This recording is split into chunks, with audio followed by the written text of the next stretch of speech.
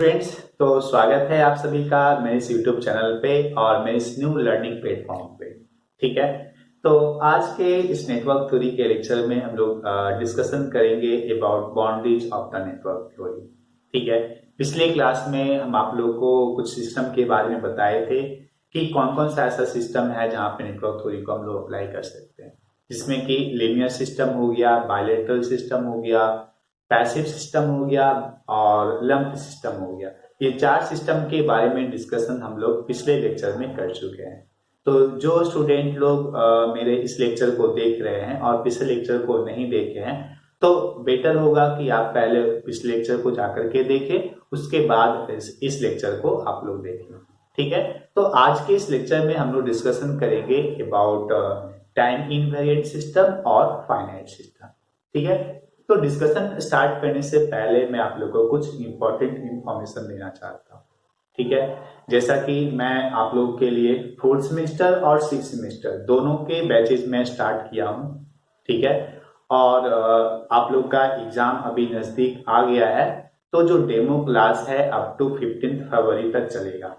ठीक है, 15 फरवरी तक मैं आप लोग को डेमो क्लास के रूप में कुछ कुछ वीडियोस जो है मैं आप लोग को यूट्यूब चैनल पे डालते रहूंगा और आप वहां पे देख सकते हैं कि यहाँ पे कैसा पढ़ाई होता है और कैसे हम लोग पढ़ाते हैं। ठीक है, दूसरी इंपॉर्टेंट बात, मैं आप लोग के सामने दो सब्जेक्ट डिस्कस करूंगा, एक नेटवर्क थ्योरी और दूसरा इलेक्ट्रॉनिक्स।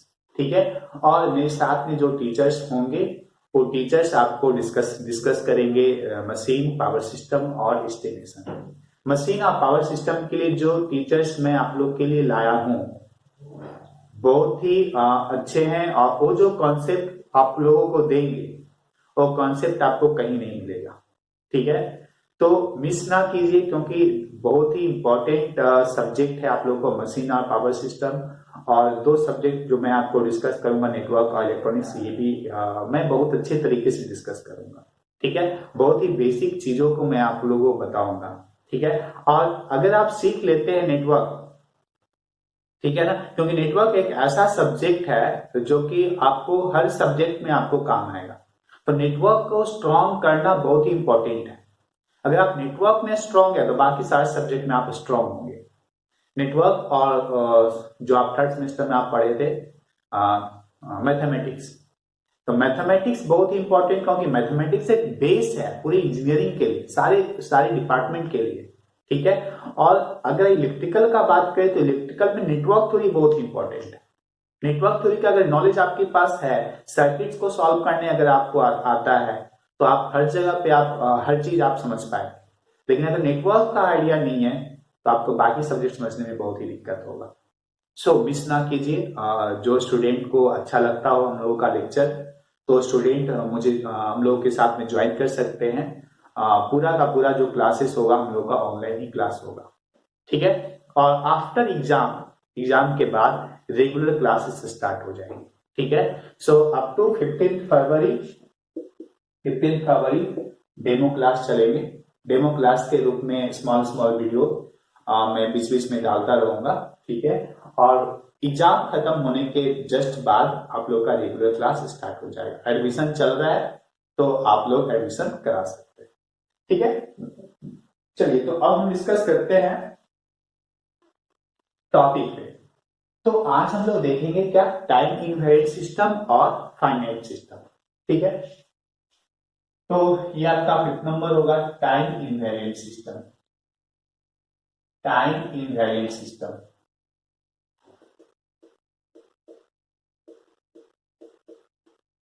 इसको हम लोग डिफाइन कर सकते हैं,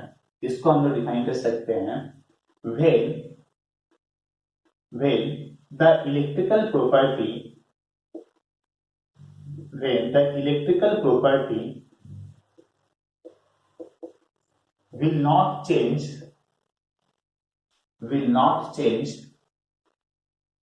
over a cycle, या ऐसे लिख सकते हैं, चेंज इन वन साइकिल और one period of time,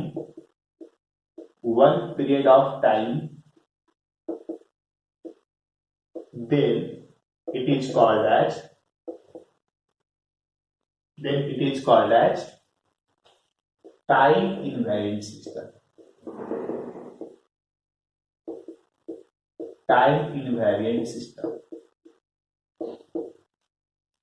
तो अब मैं आप लोगों को एग्जांपल देता हूं, जैसे कि सपोज मेरे पास कोई एक सिस्टम है, मेरे पास कोई इलेक्ट्रिकल सिस्टम है। मान लेते हैं कि समझने के लिए हम एक रियोस्टैट लेते हैं, रियोस्टैट, ठीक है। ये मेरे पास रियोस्टैट है जो कि आप लोग लैब में देखे होंगे, मैं भी देखे होंगे, ठीक है।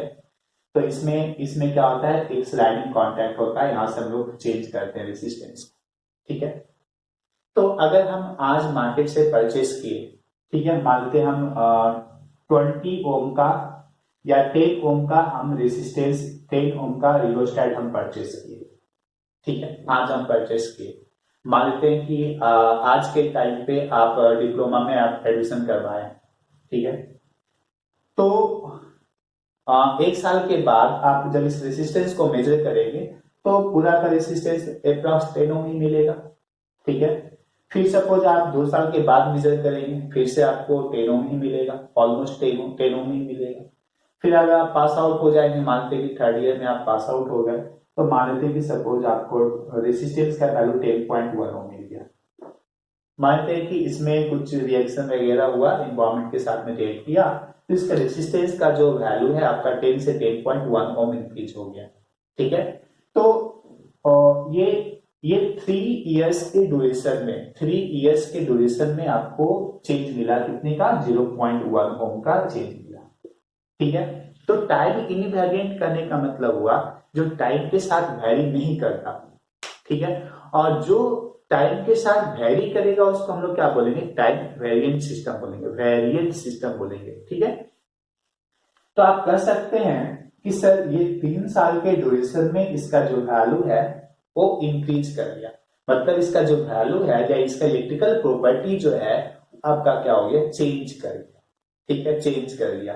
तो क्या इस रेजिस्टेंस को और रियोस्टैट को हम लोग क्या बोलेंगे, टाइम इनवेरिएंट बोलेंगे क्या, ऐसा बोल सकते हैं क्या, बोल सकते हैं। क्यों नहीं बोल सकते हैं, बिकॉज हमारी डेफिनेशन में क्या है कि 1 पीरियड और पीरियड ऑफ टाइम, ठीक है, और 1 साइकिल, 1 पीरियड और 1 साइकिल करने का मीनिंग क्या है। तो मान लेते कि मेरे पास सोर्स है ना, कुछ ऐसी सोर्स मेरे पास रहते हैं, है ना, मेरे पास कुछ ऐसी सोर्स है, ठीक है। तो ये सोर्स जो है आपका OBM sign off omega T, ठीक है। और इसका जो फ्रीक्वेंसी होता है कितना होता है आपका, 50 हर्ट्ज होता है। फ्रीक्वेंसी कितना होता है, 50 हर्ट्ज होता है। तो 50 हर्ट्ज का मीनिंग आप लोग क्या समझते हैं, 50 हर्ट्ज का मतलब हुआ कि 1 सेकेंड में ये कितना बार, कितना साइकिल कवर करेगा, 50 साइकिल कवर करेगा, 50 साइकिल कवर करेगा, मतलब 50 पीरियड मिलेगा उसको, है ना, 50 पीरियड आपको मिलेगा। तो 1 पीरियड टाइम अगर आप निकालेंगे कि 1 पीरियड में कितना टाइम लग रहा है, तो ये आपको 1 पीरियड मतलब 1t इजिकल टू कितना मिलेगा, 1/50 सेकेंड, 1/50 सेकेंड, मतलब इसको बोल सकते हैं कितना, 20 मिली सेकेंड। तो हम मेजरमेंट करेंगे कि ये जो चेंज हमको 0.1 ओम का मिला है, ये 0.1 ओम का चेंज 3 इयर्स में मिला, 3 साल में हमको ये चेंज मिला, लेकिन हमको चेंज निकालना है कितना में, 20 मिली सेकेंड में, कि कितना का चेंज होगा। तो आप इमेजिन कीजिए कि अगर 3 साल में चेंज 0.1 ओम का है, तो सबसे पहले आप 1 ईयर में निकालेंगे तो 3 से डिवाइड करेंगे, फिर 1 मंथ में निकालेंगे तो 12 से डिवाइड करेंगे, 1 डे, उसके बाद 1 आवर में निकालेंगे 24 से डिवाइड करेंगे, फिर 1 मिनट में निकालेंगे तो 60 से डिवाइड करेंगे, 1 सेकेंड निकालेंगे तो कितना से डिवाइड, फिर से 60 से डिवाइड करेंगे। और अभी 1 सेकेंड पे पहुंचे हैं, अभी हमको 20 मिली सेकेंड में जाना है ना, मतलब 50 से अभी और डिवाइड करना है। तो अगर हम 50 से और डिवाइड करेंगे तब जाकर के हमको मिलेगा 1 मिली सेकेंड, सॉरी 1 टाइम पीरियड में चेंज मिलेगा हमको। अब बताइए ये वैल्यू से अगर हम इसको डिवाइड करते हैं, इसका जो वैल्यू मिलेगा ऑलमोस्ट 0, ऑलमोस्ट क्या मिलेगा, 0। तो आप बताइए क्या इस रियोस्टैट का इलेक्ट्रिकल प्रॉपर्टी वन साइकिल में और वन टाइम पीरियड में चेंज किया? नहीं चेंज किया। तो ऐसे सिस्टम को हम लोग क्या बोलेंगे? ये सिस्टम क्या कहलाएगा? टाइम इनवेरिएंट सिस्टम कहलाएगा। ठीक है, तो टाइम इनवेरिएंट और टाइम वेरिएंट सिस्टम को डिफाइन करना होगा तो with respect to time define करना होगा कि टाइम के रिस्पेक्ट में कितना चेंज हमको मिल रहा है, और वो टाइम क्या होगा? वो टाइम आपका वन साइकिल और वन पीरियड का टाइम होना चाहिए। ठीक है, अगर वन पीरियड में किसी सिस्टम का इलेक्ट्रिकल प्रॉपर्टी चेंज हो जाता है तो उस सिस्टम को हम लोग क्या बोलेंगे? टाइम वेरिएंट सिस्टम बोलेंगे। ठीक है, तो बात समझ में आ गया कि अगर मेरे पास टाइम इनवेरिएंट सिस्टम होगा तभी जाकर के हम लोग नेटवर्क थ्योरी को अप्लाई कर सकते हैं, अदरवाइज हम लोग अप्लाई नहीं कर सकते। ठीक है, नेक्स्ट हम लोग आते हैं फाइनाइट सिस्टम पे। तो फाइनाइट सिस्टम जब हम लोग बोलते हैं तो उसी से समझ में आता है कि कुछ इनफाइनाइट भी हो सकता है ना। फाइनाइट सिस्टम कहने का मतलब हुआ कि मेरे पास कुछ इनफाइनाइट भी चीजें होंगी, है ना। Sorry, finite finite system, finite system. तो अगर हम फाइनाइट सिस्टम को डिफाइन करें मतलब कि मेरे पास इनफाइनाइट भी होगा, है ना, इनफाइनाइट भी होगा। अब हम समझते हैं कि फाइनाइट क्या है। फॉर एग्जाम्पल आप जो देख रहे हैं, ठीक है, और अगर उसका साइज कंसिडरेबल अमाउंट है, मतलब उसको कि हम लोग मेजर कर सकते हैं, देख सकते हैं अपनी आंखों से कि हाँ ये दिख रहा है, मानते ये स्केज है, ठीक है, इसको अगर साइज को देखे तो ये में क्या होगा? फाइनाइट सिस्टम होगा। ठीक है, लेकिन अगर अगर हम इस फाइनाइट सिस्टम को इस नेटवर्क थ्योरी के अंदर में हम इसको डिफाइन कर रहे हैं तो वैसा सिस्टम होना चाहिए जिसका कि हम लोग कुछ यूज कर रहे हैं इलेक्ट्रिकल पर्पज से, या उसके इलेक्ट्रिकल प्रॉपर्टी को हम लोग यूज कर रहे हैं। ठीक है, और उसका जो साइज है तब उसको हम लोग क्या बोलेंगे? फाइनाइट सिस्टम बोलेंगे। ठीक है, मतलब कि कोई भी सिस्टम को फाइनाइट और इनफाइनाइट अगर बोलना होगा तो रेफरेंस क्या होना चाहिए कि उस सिस्टम के इलेक्ट्रिकल प्रॉपर्टी को हम लोग यूज कर रहे हो। उसके बाद हम देखेंगे कि अगर उसका साइज फाइनाइट हुआ तो फाइनाइट सिस्टम होगा, और अगर उसका साइज इनफाइनाइट हुआ तो वो इनफाइनाइट सिस्टम होगा। तो आप कहेंगे कि सर हम लोग के घर का फैन हो गया, बल्ब हो गया, ट्यूबलाइट हो गया, मोटर हो गया, एक सबमर्सिबल पंप होता है सर, वो तो अंदर में घुसा रहता है, उसको नहीं देखते हैं तो क्या उसको इनफाइनाइट बोलेंगे? उसको नहीं देखते, लेकिन आप देखते हुए तो डाले है ना उसको, उस सिलिंड्रिकल पंप में ही तो डालते हैं ना। सिलिंड्रिकल पंप का साइज क्या होता है? ज्यादा नहीं होता है, छोटा ही होता है।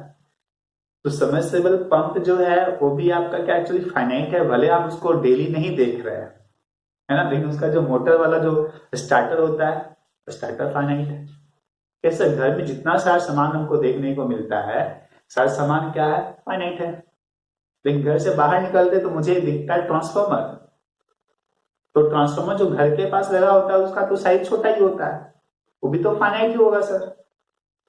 चलिए, अब वहां से निकल के हम चले गए हम लोग सब स्टेशन में, जहां से पावर डिस्ट्रीब्यूट होता है। वहां पे गए तो देखिए सर ट्रांसफॉर्मर जो है बड़ा बड़ा दिख रहा है, बड़ा बड़ा दिख रहा है, दिख तो रहा है, साइज क्या है उसका? ज्यादा बड़ा तो नहीं जिसको कि मेजर नहीं कर पाएंगे, तो वो भी सिस्टम तो फाइनाइट हुआ सर। चलिए, उसके बाद फिर जहां पे से ट्रांसमिट होता है पावर, वहां पे गए, वहां पे ट्रांसफॉर्मर का साइज और इंक्रीज कर गया, मतलब ट्रांसफॉर्मर का साइज में भी 1 रूम के बराबर, 2 रूम के बराबर हो सकता है, 3 रूम के बराबर हो सकता है, या चलिए आपका जो मकान का साइज है उस मकान के बराबर हो सकता है, लेकिन मकान का साइज भी तो फाइनाइट है। तो आप जितना सारा सिस्टम आप देख रहे हैं ऑन अर्थ, जिसका कि इलेक्ट्रिकल प्रॉपर्टी हम लोग यूज कर रहे हैं, वो सिस्टम क्या है? एक्चुअली फाइनाइट है। तो ऐसा फाइनाइट सिस्टम कहां देखने को मिलेगा? तो इनफाइनाइट सिस्टम को हम लोग देखते नहीं एक्चुअली, बट उसका हम लोग यूज करते हैं। कैसे? सोचिए कि इनफाइनाइट सिस्टम क्या हो सकता है। तो इनफाइनाइट सिस्टम का मैं आपको एग्जांपल देता हूं। सपोज आप अपने फ्रेंड को, बहुत ही इंपॉर्टेंट फ्रेंड को, है ना, बेस्ट फ्रेंड को कॉल कर रहे हैं। तो ऐसा भी होता है कि कॉल उसी के पास जाना चाहिए, दूसरे के पास नहीं जाना चाहिए, है ना, नहीं तो प्रॉपर सिग्नल नहीं मिलने की वजह से इधर से हेलो भी नहीं होता है।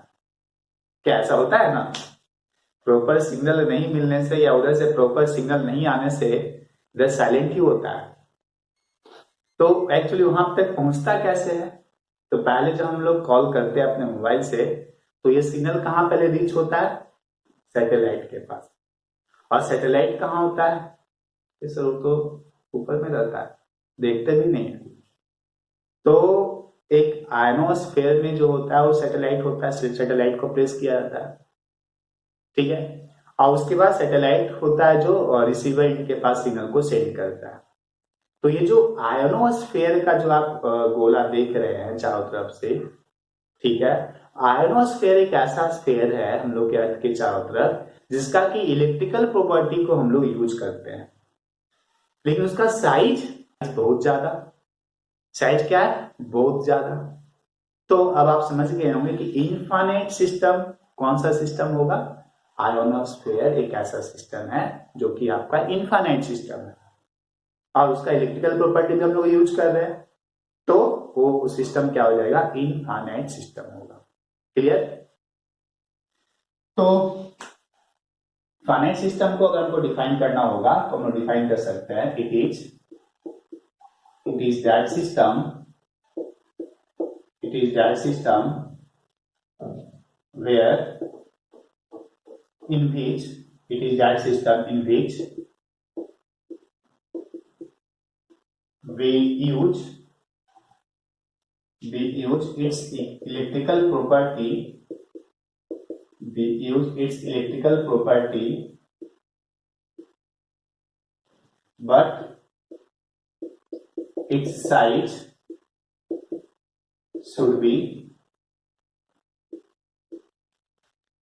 considerable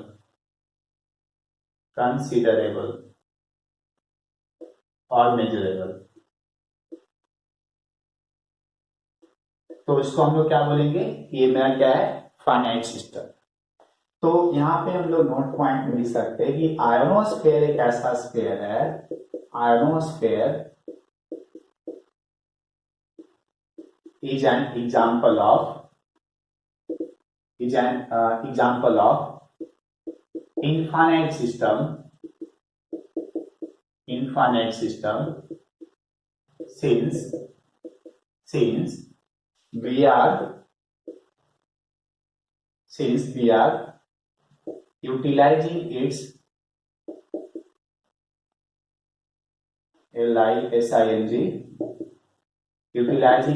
electrical property।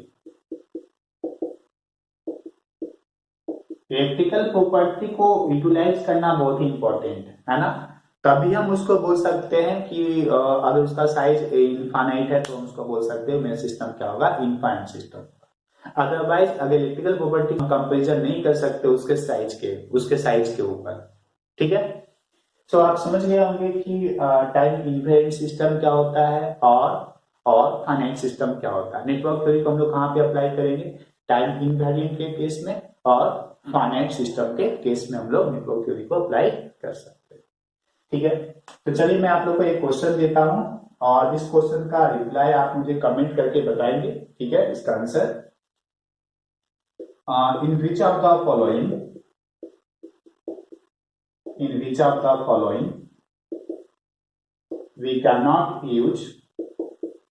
we cannot use network theory। First में एक्टिव, दूसरा passive, third time variant, fourth non linear, fifth distributed, six finite, ठीक है। तो इसमें से आपको बताना है कि कौन सा ऐसा सिस्टम है जहां पे हम लोग नेटवर्क थ्योरी को यूज नहीं करते हैं, ठीक है। तो इसी के साथ ये छोटा सा small basic concept network theory का आपका कंप्लीट हो गया। तो अगले लेक्चर में हम लोग स्टार्ट करेंगे बेसिक कंपोनेंट्स के बारे में, रेसिस्टर, इंडक्टर और कैपेसिटर के बारे में। और ये जो तीनों बेसिक कंपोनेंट्स है बहुत ही इंपॉर्टेंट है, इसके अंदर बहुत सारे बेसिक्स को हम लोग सीखेंगे और वो बेसिक बहुत ही अच्छा है, मतलब उस बेसिक से बहुत सारे क्वेश्चंस पूछे जाएंगे आपको एग्जाम में। कॉम्पिटिटिव एग्जाम देने के लिए जाएंगे तो वहां से बहुत सारे क्वेश्चन आ सकते हैं और मैं कोशिश यही करूंगा कि जितना सारा क्वेश्चन वहां पे से एराइज हो सकता है सारे क्वेश्चंस को डिस्कस करें, सारे कॉन्सेप्ट को डिस्कस करें। ठीक है, तो भरोसा रखिए इस पे कि जो मैं आप लोगों को नेटवर्क थ्योरी पढ़ाऊंगा ये शायद आपको कहीं कहीं पे ना मिले। ठीक है, सो आज का लेक्चर कैसा लगा, समझ में आया और नहीं, आप मुझे जरूर कमेंट करके बताएंगे। और अगर ये वीडियो आपको अच्छा लगा हो, मेरे कॉन्सेप्ट को आपको समझ में आया हो, तो इसको लाइक करेंगे, अपने फ्रेंड्स के बीच में शेयर करेंगे और अगर न्यू स्टूडेंट कोई मुझे देख रहा है तो चैनल को जरूर सब्सक्राइब करेंगे। ठीक है, थैंक यू।